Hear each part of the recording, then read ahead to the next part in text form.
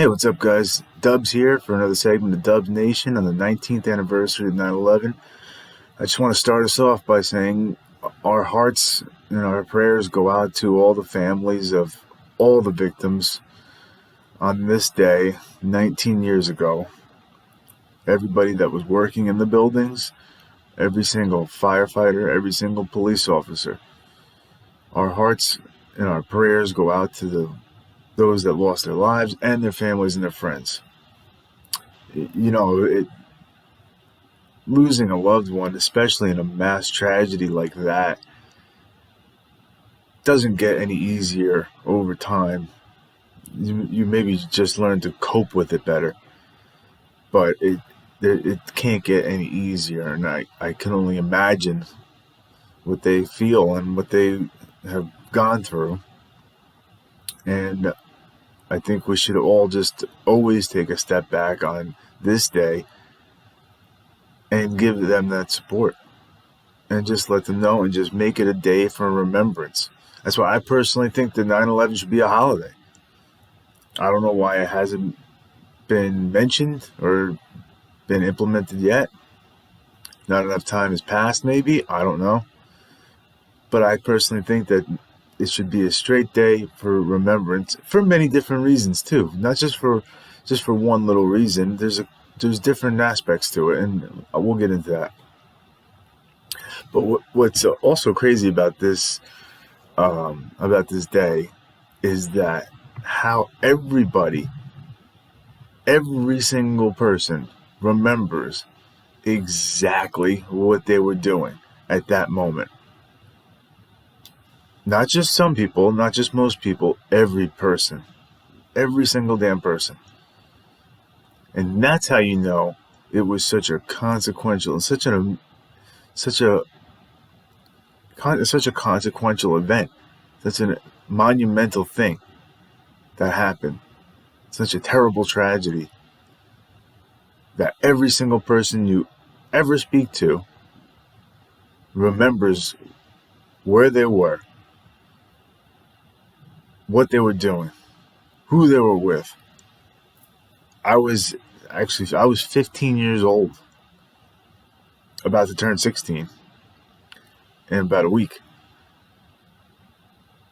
I was 15 years old, and I was in chemistry class in high school. And being from Jersey, you can see, the Empire State Building and the World Trade Center from any which road you're on. And depending on which road you're on or which direction you're facing at any point in time, you can see the World Trade Center, the Empire State Building easily, clear as day, from a lot of parts of New Jersey. So obviously we had a front row seat to one of the most horrific tragedies that has ever happened to this country. And, nobody ever forgets it. And it was so incredible that even from like northwest Jersey, you can see the smoke. Right, you could see the smoke coming from there. And at that point, you're probably like 30, 40 miles away from the city, but you're also up on mountains. So you can, depending on where people's houses were, what road you're driving on at that particular time, you can very clearly see the smoke coming up from that location. And it's just one of those things. It's ingrained in everybody's brain. So I was really hoping that we could kind of mimic the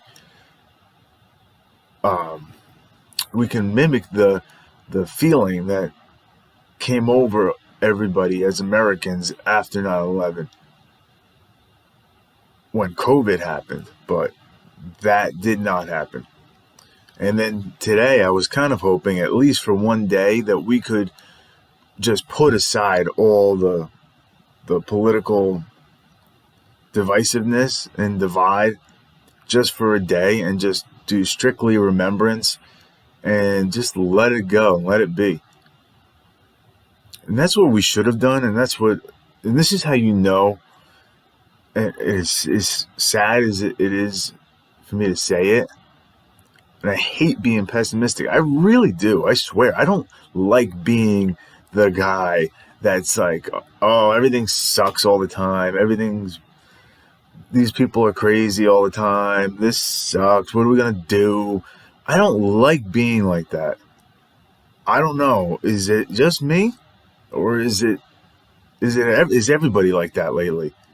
Maybe it's just me. I don't know. What the hell?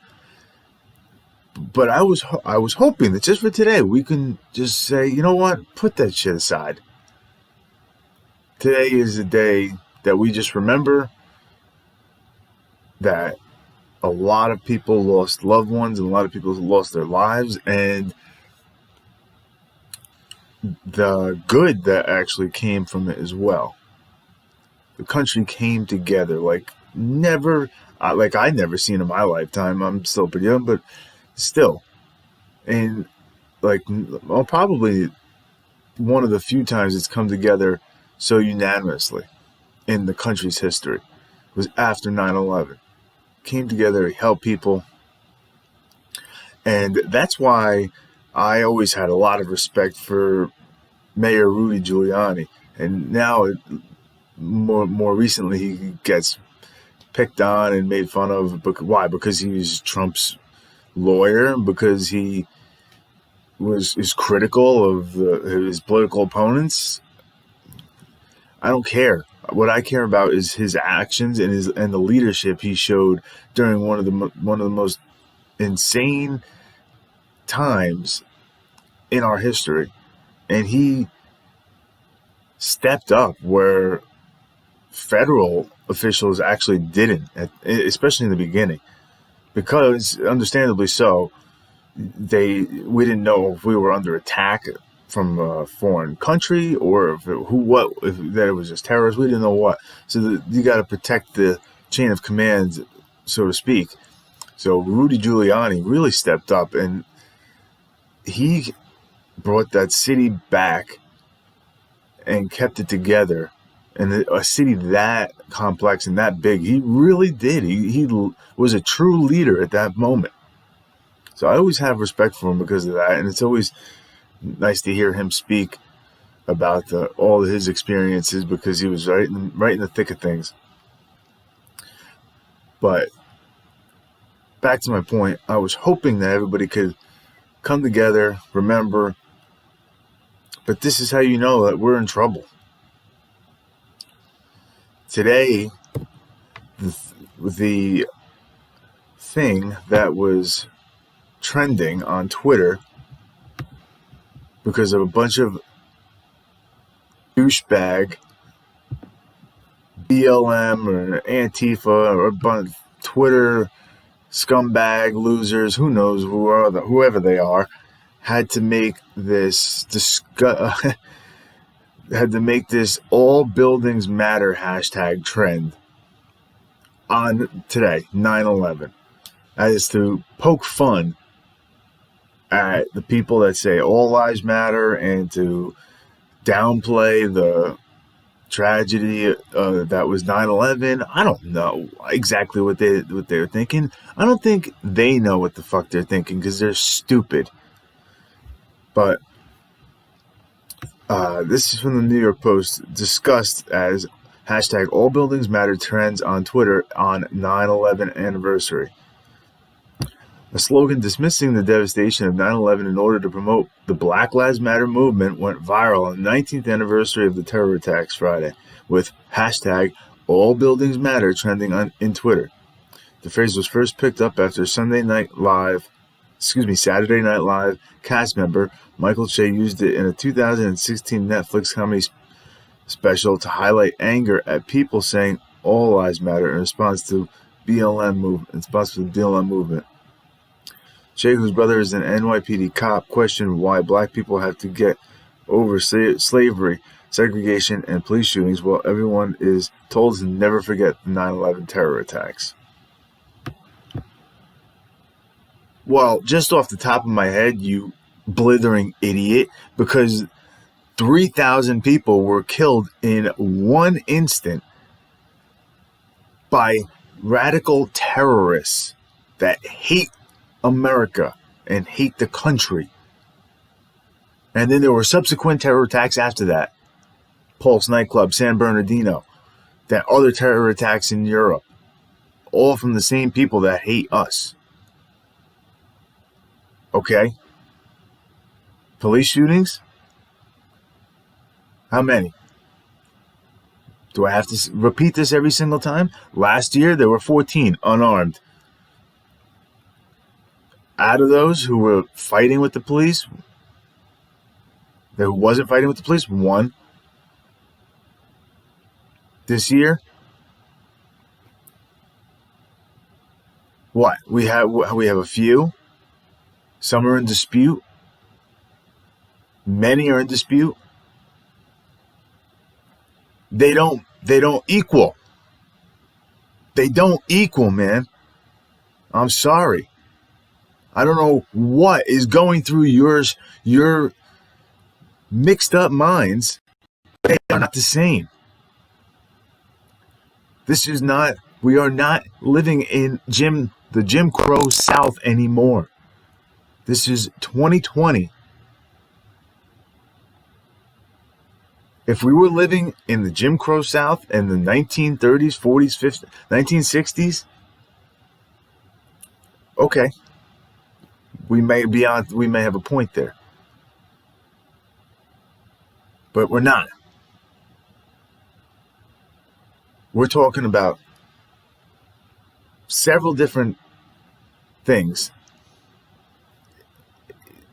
that impact these police shootings. This was just a singular event that killed 3,000 people because of a foreign entity that hated us.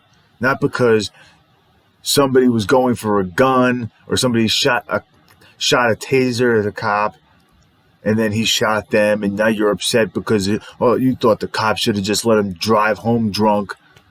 Idiots. I swear to God. And this is how you know we're in trouble. And not only that was trending today, but I also started seeing, it's like they all watch the same stupid shit, and they get the same, they don't know where to go. They're these leftists are upset about something, but they don't know what exactly to say or be upset about. And then they see it on, like, I don't know, the Young Turks or MSNBC or some crazy show. And then they go, yeah, that's what I'm upset about. Yeah, that's right. It was the treatment of the Muslims afterwards. Okay, there was maybe a few instances, but let's not forget, there was a lot, okay, that if you go and poll other Muslim nations, the radical feelings and those radical views are often in the majority, or parts of those radical views are often in the majority. Things like Sharia law, honor killings, throwing gay people from the roof, killing them, not allowing women to drive. Okay, so I just want to remind everybody to close it out. Remember when President Trump said that there were thousands of Muslims celebrating after 9/11? Well, that happened in New Jersey. Now, I specifically remember it. I remember it like it was yesterday.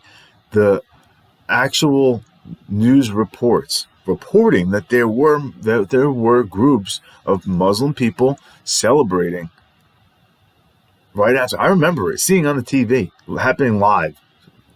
I'll never forget it. So you're not going to tell me it didn't happen. Was it thousands? No. Maybe not. There weren't reported thousands. At least I could say it wasn't reported. But there were definitely reports of people doing it. And this is the old article from the local Star Ledger, also known as NJ.com, confirming that. And this was at the time their big gotcha against Trump for saying that, because he said thousands. So that's their fact check false, even though it did take place and it just didn't come up to the amount that he said it was that we know of, which is usually how all the fact checks against Trump go. He'll say, we had the biggest and the best. That's his thing. He's Mr. Braggadocious. He's always engaging in that puffery. He's always got to brag and exaggerate, but usually the main concept of what he's saying is true. But then that's how the fact checkers have him up to 20,000 lies, because he'll say, oh, we had the absolute biggest crowd ever in history. And then they'll go, well, no, you actually had the second biggest crowd in person. Meanwhile, the amount of people watching online and in person, the total amount of views, or however, was the most in history. So there's always some main aspect that's true, and then the detail that they like to get you on the semantics is false. So just to outline, the NJ Advanced Media and the Star Ledger went, and they were able to pull up witnesses just to prove that they did find people dancing and celebrating on rooftops mainly it was Jersey City, New Jersey. And let's start right here. But in a new examination by NJ Advanced Media, a police officer who worked on 9/11 and residents on the outskirts of Journal Square say they witnessed small pockets of people celebrating before the groups dispersed or were broken up by authorities.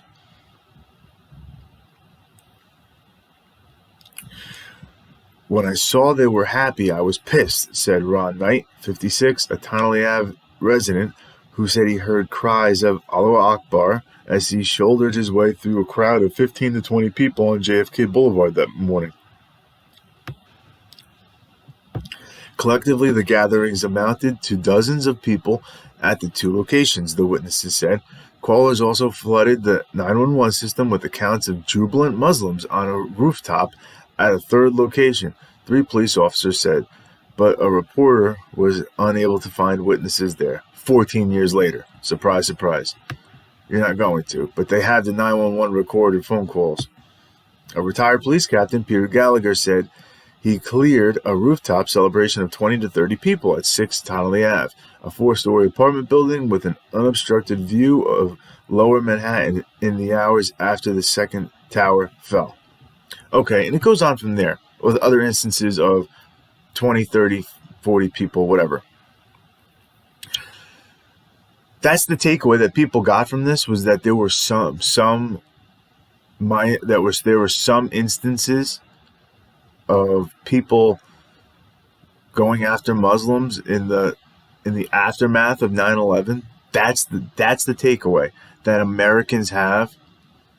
It wasn't widespread, and of course that should be condemned. You don't just attack anybody just because they're Muslim. You don't know what their beliefs on it are. They could, there's plenty of Muslims that hated that, and they did serve in the military. There are, So that's a bad thing. That should never be done. But that's the takeaway, that you have the small pockets, the small very, very small percentage of anti-Muslim rhetoric or whatever, the anti-Muslim attacks that took place. That's the takeaway. This was all over social media from the left about that. That is what they are upset about. And then they linked it to Black Lives Matter and how America is an evil, awful place. And that is what they remember about 9/11. Go on Twitter and go on. I'm sure everybody's got that lefty friend on Facebook. I can guarantee you that is what they were talking about. And that is how I know we are in deep shit. And this is why I think it's important that it just be a day for remembrance, because it's not only a day to remember those who lost their lives, it's also a day to remember how America came together in the wake of such a tragedy. Like I said, it's one of the few times in American history that we came together in such a majority, in such an overwhelming fashion. And people will do well to remember that. They will do well to remember that we can put aside our differences in the wake of something bigger than that. And too many people have forgotten it. This division it's not going to end if Trump gets reelected, and it's not going to end if Biden gets reelected. It's here to stay. I don't know what else. I don't know what to do about it. I think we should do about it. Honestly, the only thing I can think of is trying to bring more apolitical people into the world of politics. And I know that's a sad thing. You don't want to do that to people, because talking about and following politics all the time can drive anybody crazy. It does. Sometimes it drives me crazy. But I think we have to get more people involved, because there's just way too much at stake. I don't know what's happened to these people on the left. I don't know what's happened to the Democrat Party. I mean, talk about thinking back to when I was, 2001 and then earlier, Democrats were still a party you can vote for. They weren't crazy. You listen to old videos of even of Bill Clinton. I mean, he sounded like damn Republicans sound right now. So what happened to these people? Now they're the party of Ilhan Omar and Rashida Tlaib. Ilhan Omar says, "Oh, 9/11, something happened. Some people did something." Eat shit, lady. Are you kidding me?